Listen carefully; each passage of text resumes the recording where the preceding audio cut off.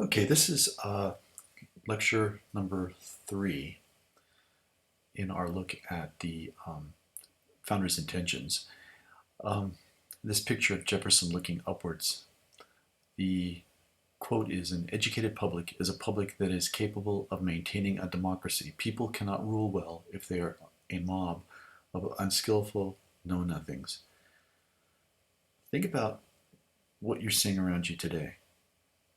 Um, can our democracy survive?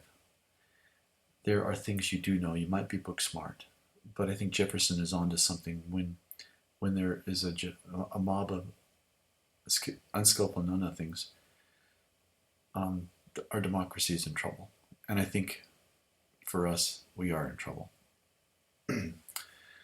Now, the government that failed, um, of course, is operating under the Articles of Confederation, and because of Shays' Rebellion, there was an attempt to construct a new constitution, or at least revise radically the Articles of Confederation in September of 1786, almost a year before the meeting in Philadelphia in 1787.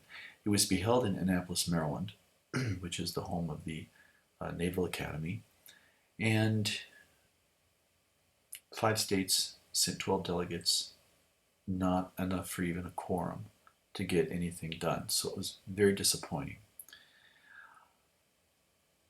But what it did was it provided for a catalyst, or it acted as a catalyst for meetings the following year, because the situation was getting more dire as states were on the verge of unable to pay their bills. There certainly was a conflict between rural and urban interests, and it was felt that if these issues could be resolved, in particular trade, um, and having some sort of executive branch, then the country could survive operating under the Articles of Confederation. So they met at the beginning of the summer in 1787 in Philadelphia. Now, having been to um, Independence Hall, it looks very much like this. It's been pretty much preserved close to what it looked like back in 1787. There's also a reproduction of this room um, in the Constitution Center, which is across the mall from the Independence Hall. And you can see that you have a number of delegates, which is kind of what you guys should look like. And of course, on the dais is George Washington, who presided over the convention. And right in the middle is Benjamin Franklin, the sage of the convention. See if you can pick out your person in this imagined painting of the get-together that summer in 1787. So those who met at the Constitutional Convention were um, wealthy planters, lawyers, merchants, and of course they were all men. One of the wisecracking sayings of this is that the members of the convention were well-wed, well-fed. I can't remember the other two, but it's a kind of a knock on there: well-wed, well-fed, well-read, and one other thing, and I can't remember why I brought it up. I don't know. They were mostly college educated, which had meant that they had been to, in some cases, the most widely respected universities in America. Harvard is already in place. Yale is in place. And they had kind of a narrow and not optimistic opinion of those who were below them in status. They felt that most people were selfish and greedy. And at least this time, 12 out of the 13 colonies showed up, or states showed up. Rhode Island refused to participate. And they were sent there by their state, by their respective states, to revise the Articles of Confederation. But instead, they went a huge step further. Now, they knew that there was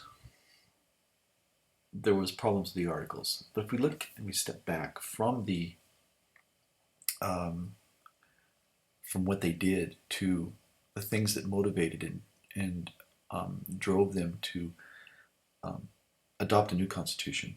First and foremost, they had a very cynical, or what we call negative, view of human nature.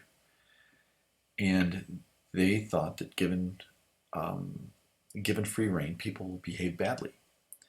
And that belief was coupled by a belief that the primary source of political conflict was the unequal distribution of wealth. And of course, those meeting at the convention are the haves. They're not the have-nots. And there was also a belief that the principal objective of government was the preservation of individual rights to acquire and maintain wealth. So one could say that they were there for reasons of self-preservation, that they wanted to protect what they had, be it if that wealth was represented in money, in land, in slaves, in having a fleet. Their goal was to acquire and maintain wealth, because they think, and I think they're right, that by being able to maintain wealth, you acquire stability. And they also believed that the government should be balanced and limited. And of course, that was one of the primary problems with the Articles of Confederation. It was very limited, and it didn't work. So they were going to have to find a new way of matching their need for limited government with one that actually worked. So they threw out the Articles of Confederation and they started again. They began to draft a second constitution. So when we think about this, we have to remember the Articles of Confederation are our first constitution. The Constitution we know today as the Constitution is actually the second. Now, to step back for a second, in simple terms, a constitution is a nation's basic law. It creates political institutions, it assigns or divides powers in government, and it often provides certain guarantees to its citizens. So in Britain, even though they don't have one constitution, it certainly created a situation in which you have a king or queen. So you have a ceremonial monarchy. You also had parliament. And you had the basis of parliamentary power was through a prime minister. Well, we went a different way, listening to Montesquieu and others, that we needed to have political institutions in place. None of those political institutions could be more powerful than any other, with the exception of the fact that they always felt that the legislative branch should be the most powerful of the institutions. And that is why it's the most well thought out of the three branches of government.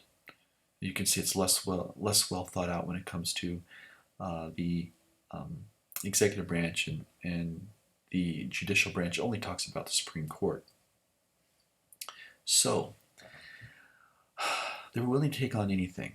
They set broad rules for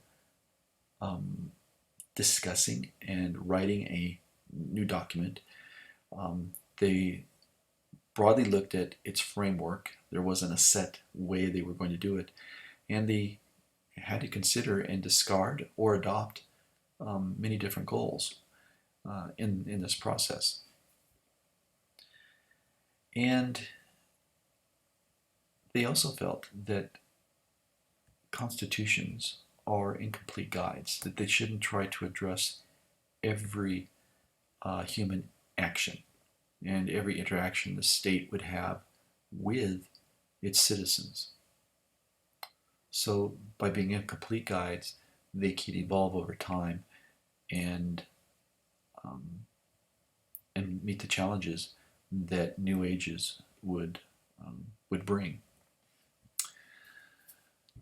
Now, this is what you're going to be discussing at your debate. These are the broad ideas. The two camps pretty much immediately emerged from the men from 12 states. Um, and they represented two very, very strong and different views. The Anti-Federalists, represented by people like Patrick Henry, um, had the ear of small farmers, shopkeepers, laborers. There was a belief in strong state government, so there's much more belief in keeping the Articles of Confederation in place.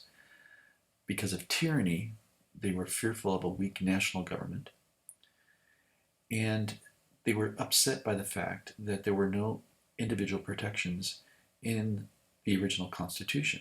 And so therefore they wanted a Bill of Rights, which was in every state constitution.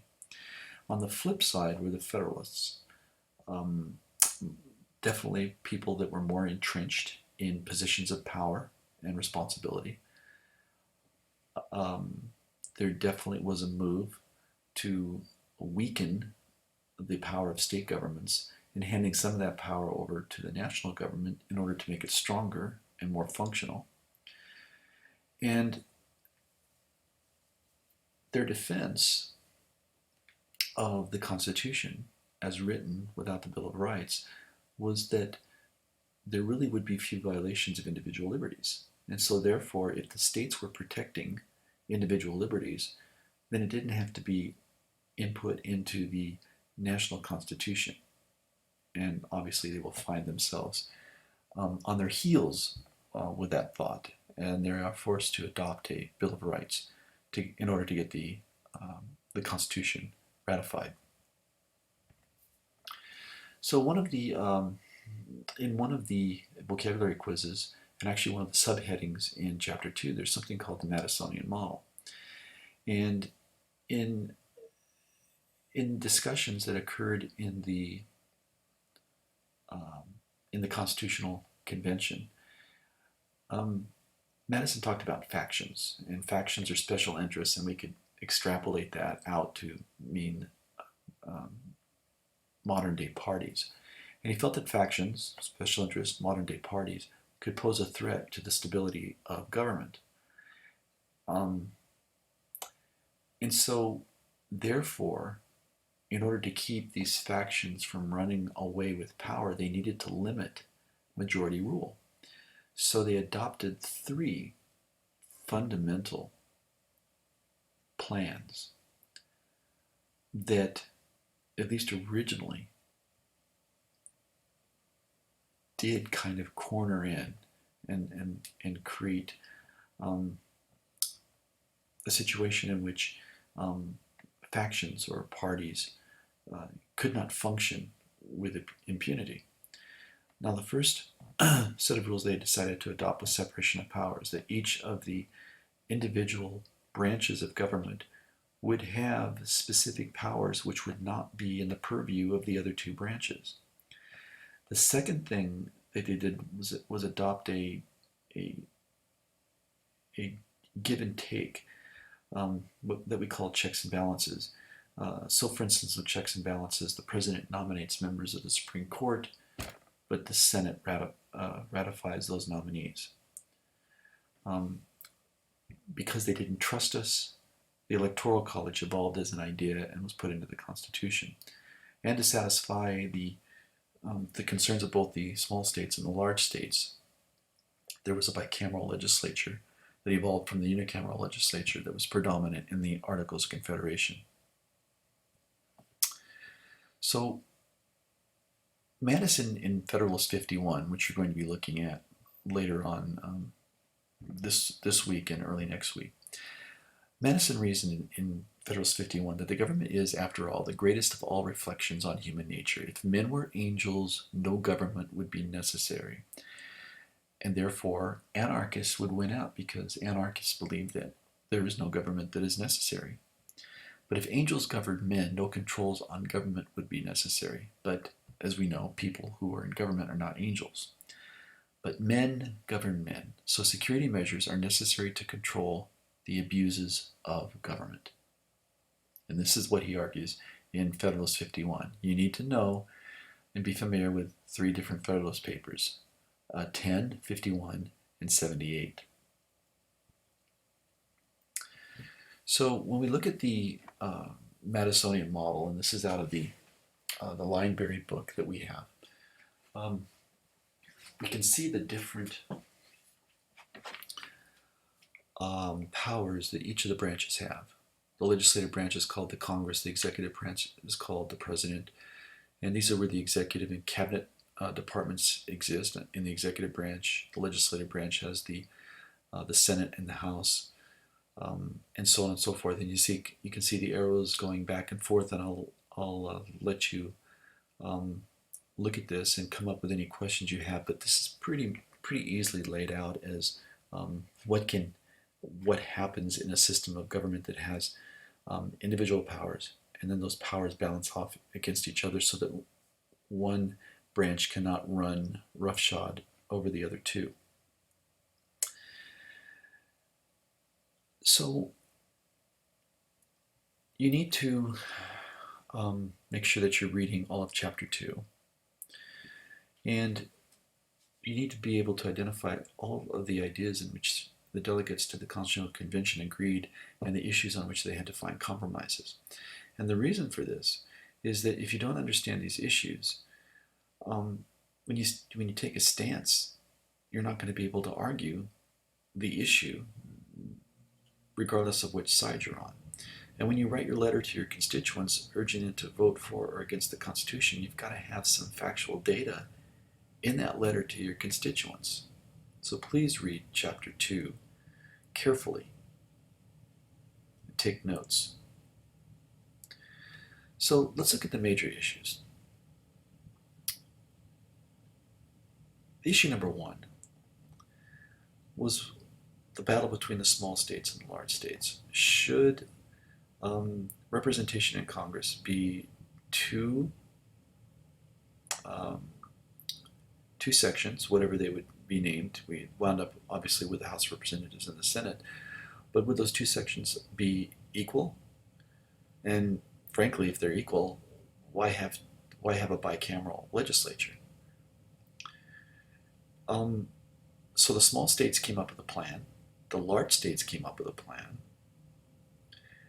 And if you were a delegate at the convention and you look at your standing from your state, we know that some states were considered large: Virginia, Pennsylvania, New York, Massachusetts, and some states were definitely small: Rhode Island, which wasn't there, New Hampshire, New Jersey, Delaware. And the small states, of course, didn't want to be overrun. The large states, of course, wanted to exercise the kind of power that represented the size of their population. So we get two different plans that are proposed. One is the Virginia plan and the other is the New Jersey plan. And the compromise, which is called the Gray Compromise or the Connecticut Compromise, brought about a solution to the first battle, which was to have a Congress that had a upper branch that was of equal population and a lower branch that was based on population, though we don't call them upper and lower branches. We call the Senate one that is equal. We call the House the branch that is based on population. So the Virginia plan gave the larger, more populous states control over the strong national government. And there was fear because, especially when we look at the number of presidents and the number of leaders who come from a state like Virginia, it did give them control and influence over the strong national government. And that was what these small states were afraid of. So New Jersey came up with a counter-proposal to give states that were smaller the same rights and votes in Congress as larger states. But the larger states were saying, that's not fair, and we've already had this system. And it didn't work. So the Connecticut Compromise called for a House of Representatives based on population. And that gives the larger states an advantage. The Senate, on the other hand, with 2 members from each state, with equal representation from each state, protected the interests of the smaller states, and therefore we were able to establish a bicameral legislature as the first effort at writing the new Constitution. Now, can you answer this? what are some of the reasons the framers created a bicameral legislature? Well, if you compare the House of Representatives to the Senate, you'll note that the Senate has, or the House has 4 times as many members. The Senate serves 3 times as long as a House member as far as the length of term. A more youthful person could serve in the House. A more mature person was able to serve in the Senate. There's lots more rules in the House because the House has 435 members. You've got to have order. The Senate, with a sense of equality, has fewer rules and less formality. And then you have the population representation in the House, you have the equal representation in the Senate. So these are the reasons why the framers created the bicameral legislature. It satisfied the needs of both the large and small states. So, as you're writing down these notes, you might again list the 4 reasons and then discuss why the framers created a bicameral legislature. Frankly, the biggest reason is if you can't get past this, then you're not going to get anything else. So the compromise occurred among all of the competing interests, and the goal was to protect minority interests. It also meant that the process of producing legislation, the process of leading, was slow. There are lots of obstacles, as we see when we get to Congress. There's lots of obstacles put in the way of legislation. And frankly, what really happens is a piece of legislation that's introduced nowadays has to continually jump through hoops. Those who oppose that legislation only have to win once, and that legislation then has to start over in the next session of Congress.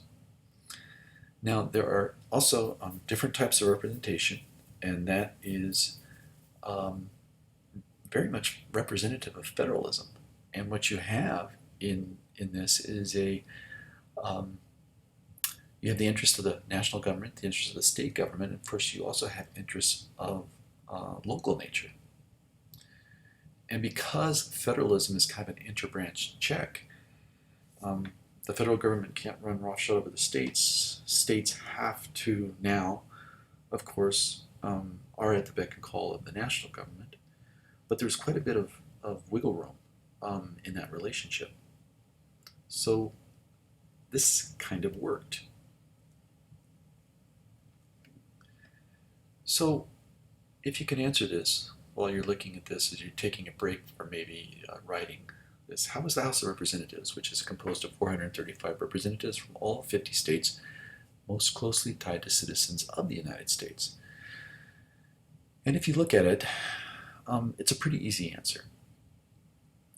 The Senate means, if you're a member of the Senate, you are one of 2 members and you represent people statewide. If you're a member of the House of Representatives, you come from a district that has been carved out of your state. California has 53 congressional districts and 2 senators. So it's the congressional districts, based on the fact that they are representing far less area than what is represented by a senator, means they are more closely tied to citizens of the United States. And they are also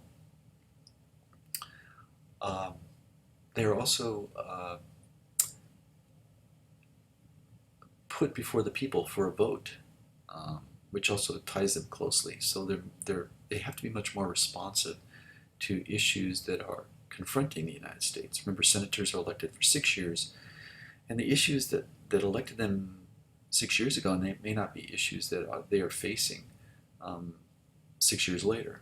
Whereas there's more of a churn in the process of issues that are being faced by members of the House.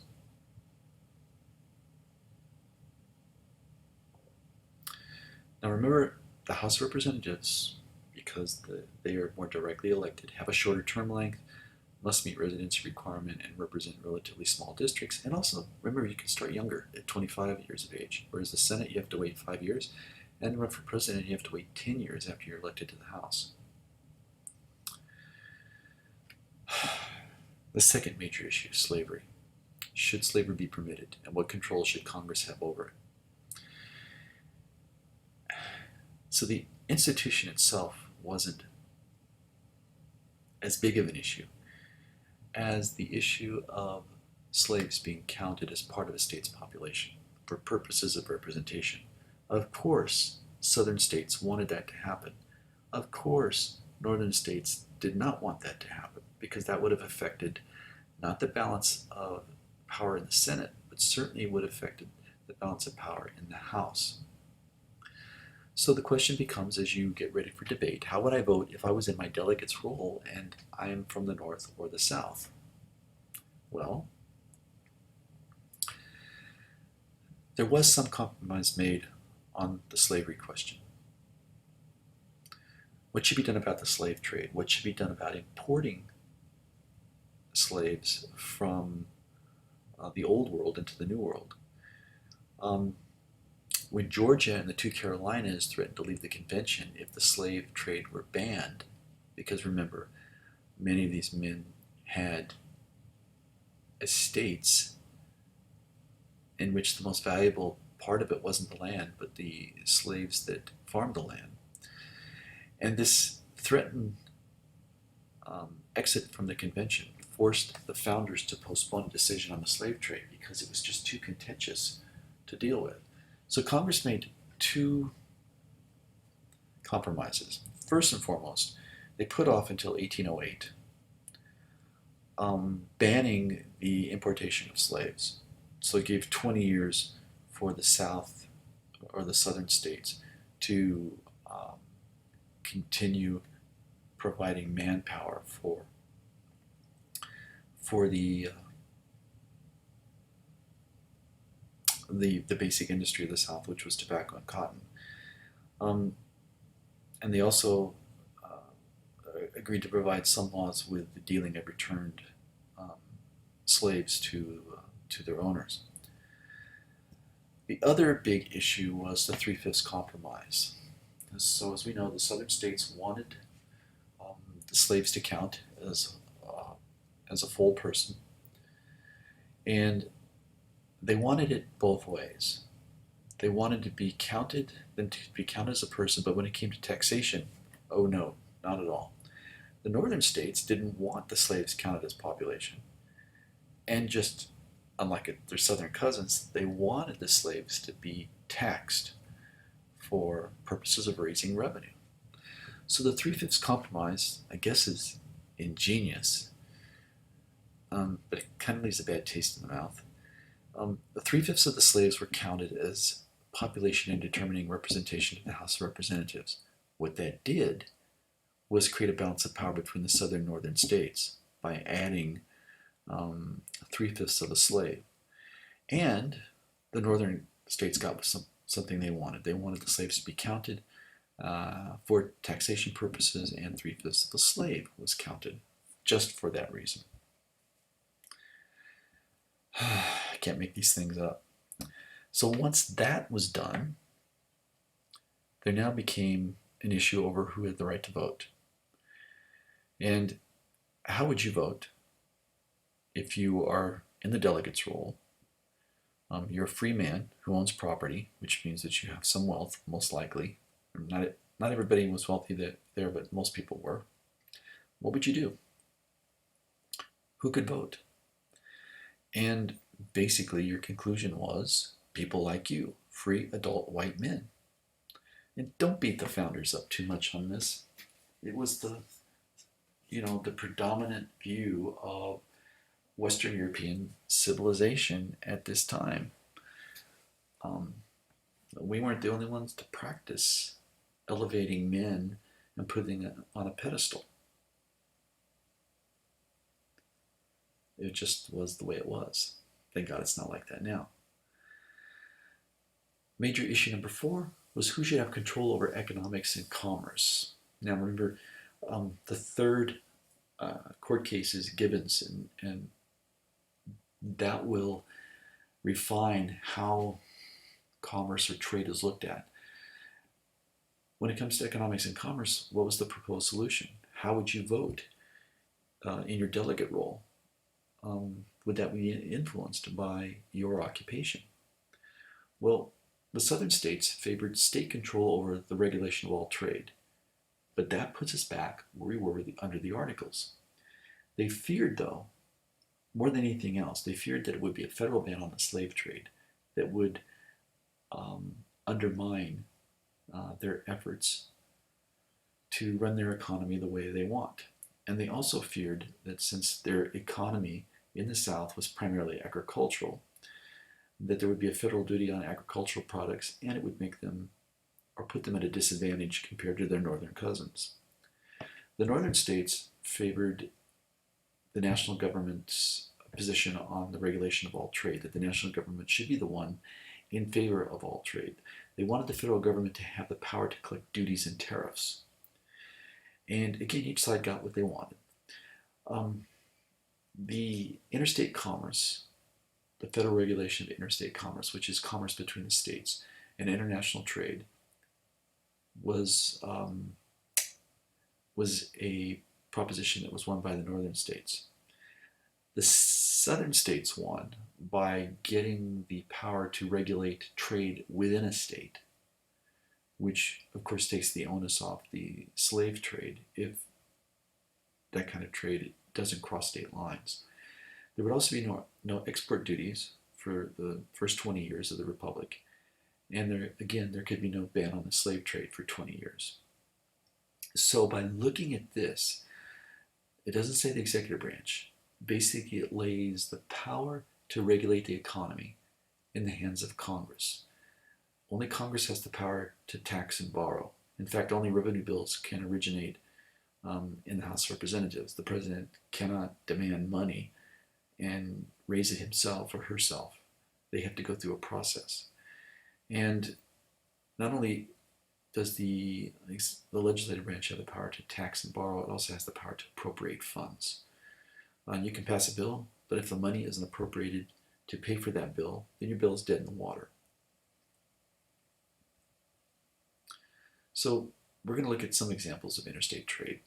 Now you'll see that on the highway here, if you're going south, you're going to Kansas City. If you're going west, you're going to Omaha, probably in Iowa. And when trade crosses state lines, you are under the purview of the federal government. If you do not cross state lines, you still may be under some of the purview of the federal government. You're now going to be adhering to the rules established by the state that you're in. So we can see here, this is just a nice local example of intrastate commerce. Looks like what we call a farmer's market, which almost never crosses state lines. And you're buying your vegetables, you're buying herbs and things like that, and you don't cross state lines, and the federal government really has no interest in what is going on. Now the major issue number 5, how do we elect a president? I'm not happy with the eventual solution because it still plagues us to this day. How would you vote if it was the delegate's role and you don't trust? Remember, you have a negative attitude towards your fellow man. The common people, you don't trust them. How would you vote? Well, of course, the states wanted to maintain the power by still having the state legislatures elect the president. And they favored a shorter presidential term, and they favored limits on a number of terms served. Basically, over the past 200 years, that third point is what they have gotten, the limits on the number of terms a president can serve. Federal power supporters wanted direct election of the president by qualified voters, remember those who own property. They favored a longer term of service, and they favored no limits on the number of terms, probably because they were thinking that George Washington would be the first president and he should serve as long as he could. The compromise was a lot more convoluted, perhaps, than the other solutions. We decided on an indirect election of the president by the Electoral College, which meant that when you go to the polls, you do not vote directly for, or you will not vote directly for, let's say in this election, Hillary Clinton or Donald Trump or Gary Johnson or Julie Stein. You vote for electors that are pledged to those candidates who then meet in their respective state capitals, a couple days after the election, and then vote for the candidate that the state voted for, and then those results were relayed to Congress. They decided on a 4-year term, and they decided there would be no limits on the number of terms, and that really wasn't an issue until, in some ways, Teddy Roosevelt running for a third term in 1912 and not winning, but certainly Franklin Delano Roosevelt running for and winning 4 terms. Now, this was taken away as an issue by the 22nd Amendment, which was passed by a majority of states in 1951, 3/4 of the states in 1951. Major issue number 6, how should individual rights be protected? And again, from reading chapter 2, you know what the eventual solution was. And if you're a Federalist or an Anti-Federalist, where do you stand on the solutions that are being offered? Well,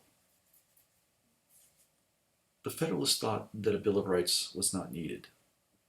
The Anti-Federalists felt that it was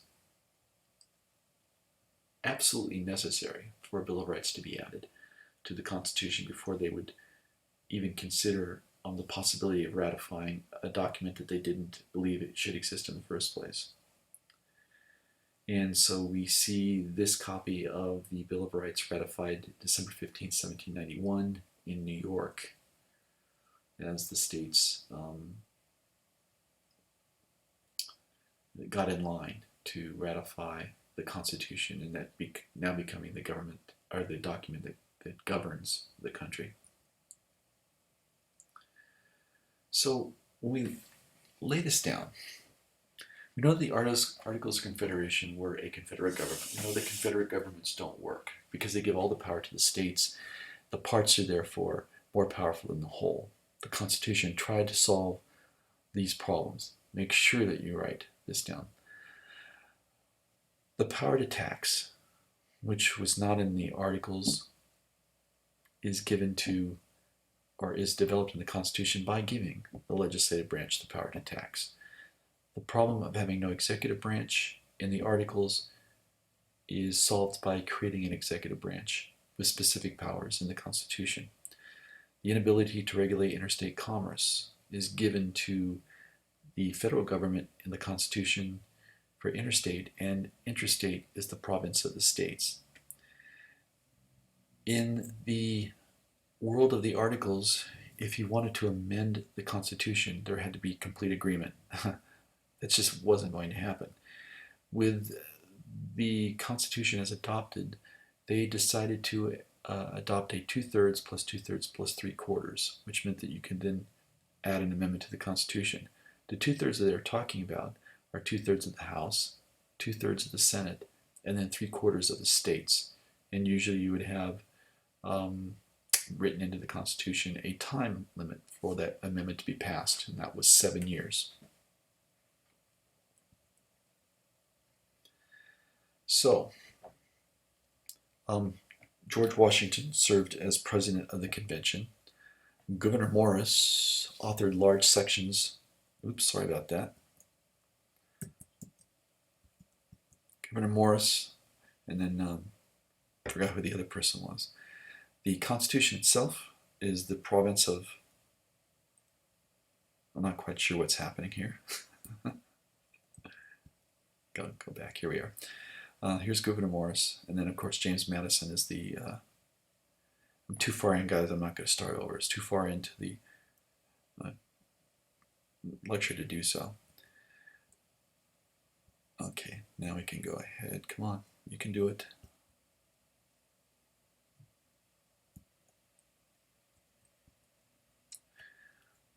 Okay, Jacob Shallus wrote the Constitution in his great writing for a pittance, we think today, but the Constitution has 4,400 words. It's the oldest and shortest written constitution of any major government in the world. Remember, I told you we saw Universal Absurdity, how governments try to prescribe a solution to every problem faced by man. You just can't do it. Can't do it. Then you have, I love the opening of this. The Constitution is of the people, by the people, and for the people. Started with we the people. And there's also this quote that I like. The Constitution was not made to fit us like a straitjacket. In its elasticity lies its chief greatness. Boy, we are going to get used to that word elasticity when we look at the Constitution a little later on. So this ends this third lecture, and then soon we will be looking at lecture number 4. Sorry, it's 40 minutes. I try not to do it too much, but this is about what they said it would be. So this will be uploaded, and please listen and take notes.